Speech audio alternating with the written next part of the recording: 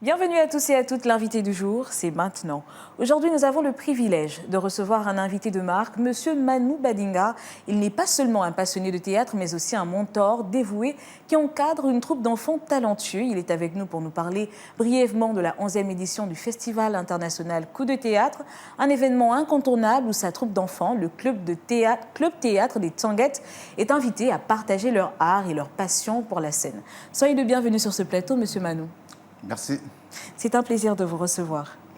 Alors, premièrement, pourriez-vous nous parler brièvement de la 11e édition du Festival international Coup de théâtre? Quelles sont les grandes lignes de cette édition?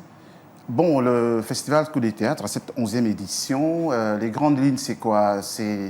D'abord, c'est un festival qui regroupe plusieurs troupes de théâtre national et international. Et durant le festival, il y a des conférences qui sont animées sur la problématique du théâtre, disons toutes les questions qui tournent autour du théâtre, que ce soit le fait de partir du théâtre pour le cinéma, la prise en compte du métier d'acteur ou comédien de théâtre, en fait tout ce qui tourne autour du théâtre. Voilà un peu ce qui fait l'essentiel du festival Coup de théâtre. Et chaque année, c'est un peu il y a un nouveau thème et des conférences avec d'autres thèmes. Justement, en parlant de nouveautés, pour le festival, c'est un événement majeur pour le théâtre. Qu'est-ce qui, selon vous, le rend si unique et important sur la scène culturelle? Bon, et quelles sont les nouveautés? Personnellement, je le trouve unique et important parce qu'il fait participer les enfants.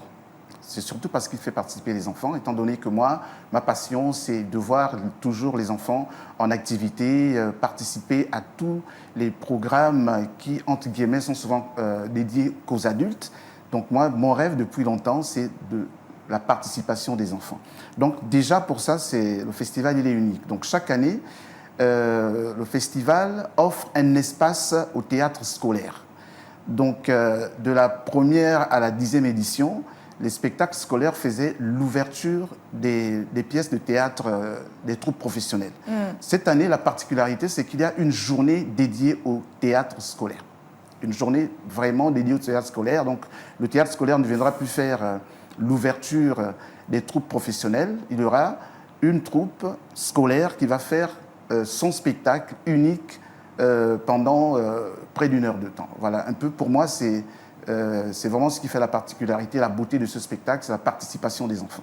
Très bien. Alors, vous l'avez dit tout à l'heure, la participation des enfants, et vous encadrez des enfants. Est-ce que vous pouvez nous parler brièvement de cette troupe, de votre troupe? Comment est-ce qu'elle est née et quelle est sa philosophie? On veut tout comprendre. Bon, il faut dire que la troupe actuelle existe depuis 5 ans. Je vais dire seulement, 5 ans seulement, par rapport à ce que je fais depuis. Il faut dire que depuis longtemps, je travaille avec les enfants, des petits groupes d'enfants, 3, 4, 5, 10, 15. Et depuis 5 ans, j'anime une troupe dans une école.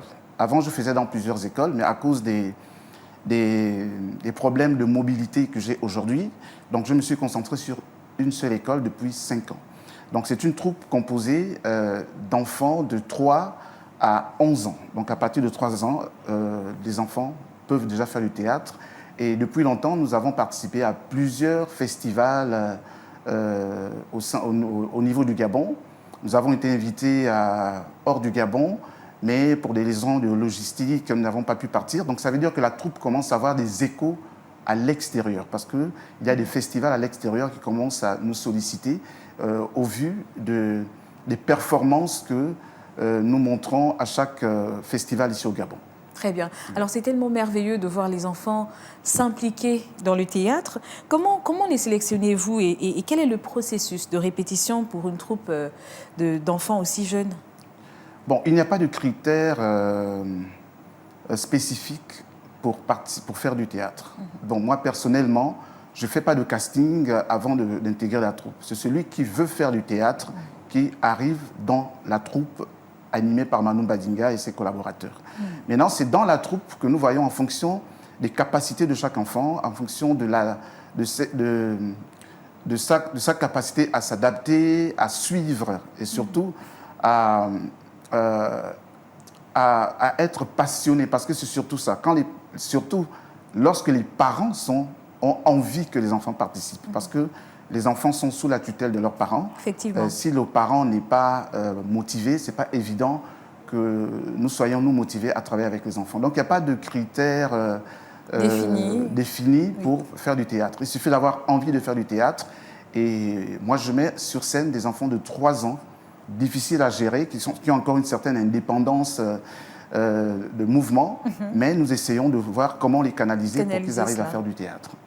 Très, très intéressant. Donc ça voudrait dire que le théâtre, c'est également une manière de canaliser ces enfants-là qui sont un peu turbulents. Oui, le théâtre, il faut dire, c'est un pan de l'éducation. Et moi personnellement, et beaucoup d'autres d'ailleurs, on ne travaille pas avec les enfants juste par amour pour les enfants. Moi je dis souvent, c'est pas parce que je n'aime pas les enfants d'ailleurs, entre guillemets. Ce n'est pas par amour pour les enfants que je travaille avec les enfants. C'est parce que je crois à un monde meilleur. Très bien. Et que ce monde ne peut être meilleur que si les enfants d'aujourd'hui ont une certaine orientation, ont une certaine éducation. C'est-à-dire qu'ils doivent être préparés à diriger le monde de demain, parce que c'est là maintenant qu'il faut le faire. Et je le fais aussi en adéquation avec l'article 29 de la Convention relative aux droits de l'enfant, ratifiée par le Gabon il y a déjà quand même plus de 30 ans. Et j'aime bien cet article 29 qui donne les objectifs de l'éducation. Je peux le dire rapidement. Bien sûr, allez-y. L'éducation a pour but de permettre à chaque enfant de développer pleinement son potentiel. L'éducation doit accompagner les enfants à leur vie future, d'accord ? Accompagner les enfants à une vie future en tant que citoyens responsables, respectueux des droits humains, de l'égalité et de l'environnement.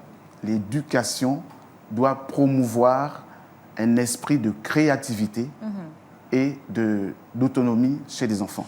Donc, lorsqu'on se base, moi je me base sur cet article, lorsque je travaille avec les enfants, je me dis, je dois amener l'enfant déjà à être autonome au niveau déjà de ses études.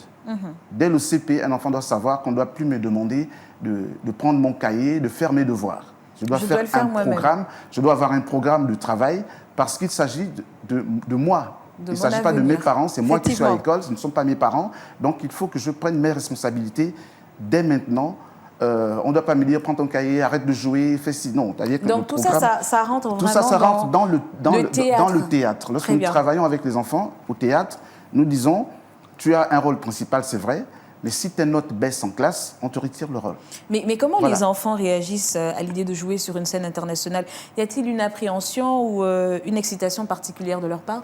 Oui, les enfants adorent la scène. Les enfants aiment être en public.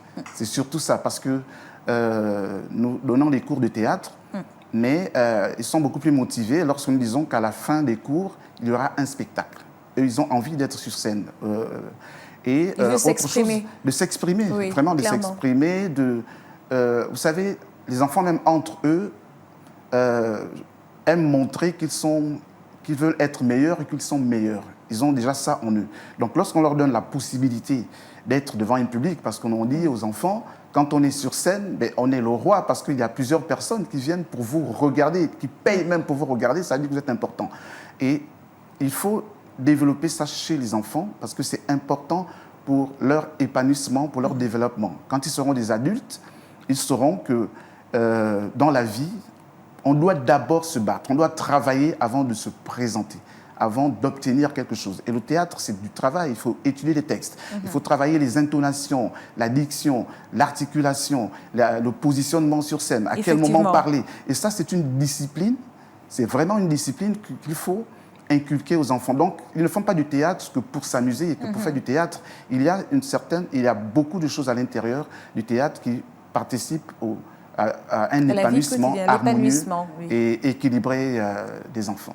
À l'éducation surtout des enfants. Très bien. Après cette 11e édition, quels sont les projets futurs pour votre troupe? Est-ce que vous avez de nouvelles idées, de nouvelles collaborations en vue? Bon, il faut dire que la 11e édition du festival Coup de théâtre, c'est un festival.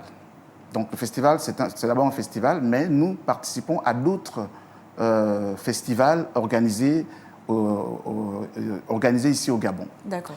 Et nous sommes en train de préparer, à partir de l'année prochaine, notre propre spectacle. Le premier spectacle de théâtre organisé par la troupe de théâtre, et ça, nous sommes en train de travailler là-dessus. Et déjà, pendant ces vacances scolaires, nous allons déjà nous mettre au travail avec les acteurs qui n'iront pas en vacances, hors du Gabon et hors de Libreville, et d'Akanda, et d'Ovendo, bien sûr. Bien sûr. Et donc, nous allons déjà nous mettre au travail pour notre grand premier spectacle l'année prochaine. Excellent.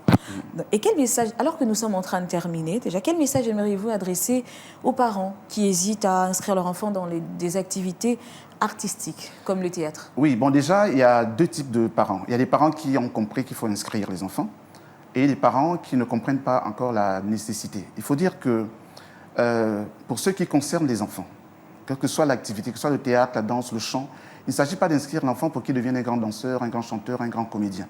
Il s'agit d'inscrire les enfants dans des activités qui vont les canaliser, qui vont les discipliner. Parce que ce soit dans le sport, toutes ces disciplines, et les parents doivent être derrière également pour voir si ça marche, si l'enfant évolue et échanger avec les animateurs. C'est vraiment ce que je peux dire aux parents.